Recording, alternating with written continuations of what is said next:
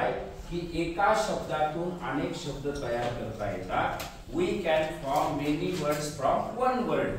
We can make noun, we can make adjective, we can make verb, we can make adverb. Okay, मग याच्यावर प्रश्न तरी कसे येतात परीक्षेला? शासनाने सांगितलेल्या सूचनेनुसार आपल्याला असे प्रश्न येतात. पहिला प्रश्न वाचा. Choose the option which is the basic or root word. म्हणजे असा शब्द शोधा ज्याला कुठलाही प्रिफिक्स किंवा सफिक्स लागलेला नाही. आता मला प्रिफिक्स ची डेफिनेशन कोण सांगतो? पटकन प्रिफिक्स ची डेफिनेशन कोण सांगतो?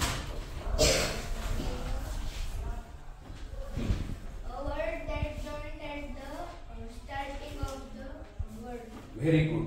Letters or word which we join at the beginning of the given word are called prefixes. Suffix म्हणजे काय? Suffix. Letter or word we join at the end of word. Letters or word which we join at the end of the given word are called suffixes. Clear? Definition clear है? Concept clear है? आता चार एक शब्द महत्वाचे. आता बघा पहिल्या शब्दाकडे बघा. सांगा बरं तुम्हाला काय वाटतं उत्तर कोणतं आहे? Last page. Option number 4. 4 ना? यस. सगळ्यांना 4च वाटतंय? यस. Wow very good. पहा आता 4च का बरं आहे हे महत्वाचं आहे. पहा आता डू हा रूट वर्ड आहे. मूळ शब्द कोणता आहे? डू. याला प्रिफिक्स कोणतं लागलं रे? Very good. यातला मूळ शब्द कोणता आहे? बर. याला कोणतं प्रिफिक्स लागलं? बर. यातला मूळ शब्द वा वा वा व्हेरी गुड. आणि हा युनिटी काय आहे?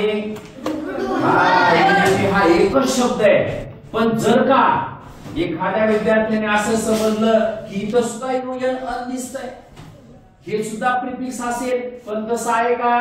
नाही. हा युनिटी हा एकच शब्द आहे आणि याचा अर्थ होतो एकता किंवा ऐक्य. आपल्या भारताची संस्कृती कशी आहे पोरांनो? कशी आहे?